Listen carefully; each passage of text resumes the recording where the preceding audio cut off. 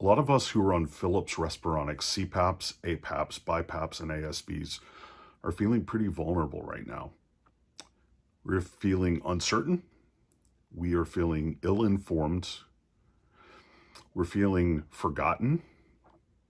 We're feeling like we've been abandoned by the institutions that are supposed to be helping us look after our health. And we're feeling ignored by the mainstream media. And that makes us a target-rich environment for scammers, price gougers, and other ne'er-do-wells. Ask me how I know.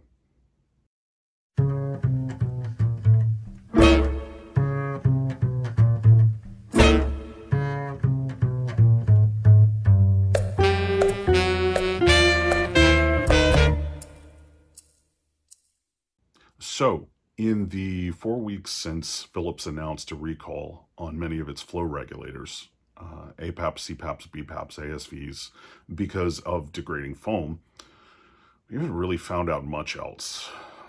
We know they sent a letter to our doctors that is spelling out some very, very, very concerning health risks that they're not telling us.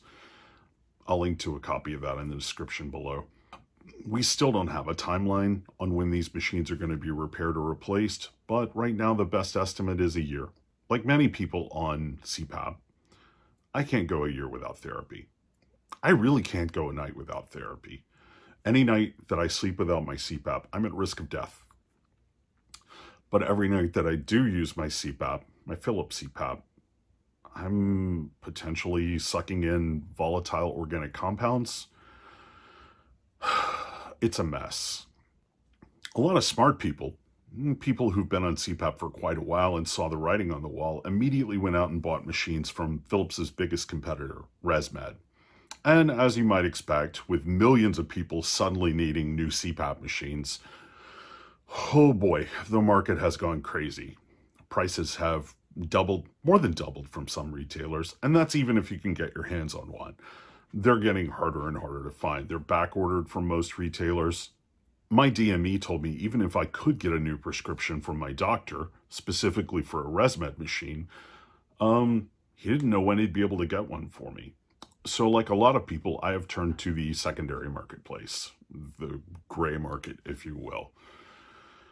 I've been searching Facebook Marketplace, Craigslist, all of the usual suspects in search of a lightly used CPAP that could keep me going until my Respironics machine is fixed. If I even want to use it after that. I'm not convinced that I do. I found a promising listing on Facebook Marketplace. I reached out to the seller. We had a nice conversation. She explained to me why she was selling it, gave me specifics on the machine. And I thought, this may be my only chance, because by the time I can save up enough to buy a new machine, there may not be any available, or who knows how much they'll cost if they are available. So I did a stupid thing. I sent her money through Facebook Pay, and immediately she deleted her account and deleted the listing. And of course, I never got the machine. In retrospect, there are some red flags I should have seen, specifically the fact that she didn't want to use PayPal. She wanted to use Facebook Pay. It seemed a little too good to be true, but when you were desperate, you miss those signs.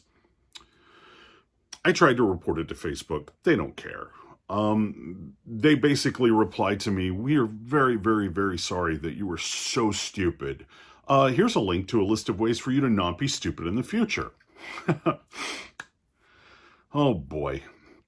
Anyway, learn from my experience, guys. If you are going to buy a secondhand machine, and I'm not saying you should, I'm not recommending this, but if like me, you're kind of starting to feel like you have no other choice, be smart about it. There are some things I didn't know, like the fact that Facebook will only protect your purchase if the listing in Marketplace has a buy now, a buy and ship button.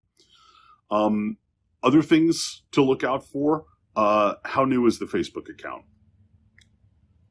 The seller who scammed me almost immediately turned around, created a new Facebook account, and listed the same product again for the same price in almost the same location. She moved to the city, but not far. Yeah, keep an eye out for things like that. How long has the account been around? How many items has this user sold on Marketplace? If you have an option, do in-person only. Buy an item in your hometown, pay cash for it, walk away after you've, checked to make sure that it works. Otherwise, I don't know, guys. I'll link to an article in the description below with other ways that you can protect yourself. Here's one of the biggest things that's concerning me right now. I have 2 friends who are having sleep tests this week. One of them, because he watched my first video and said, dude, you're describing me like, I think I've got what you've got. Another one who's been having sleep problems for a while and had this sleep study planned for quite some time. What's going to happen if they're prescribed CPAP? I don't know. Like I said, my DME told me if your doctor gives you a brand new fresh prescription for a ResMed AirSense 10, I have no idea when I'm going to be able to get you one.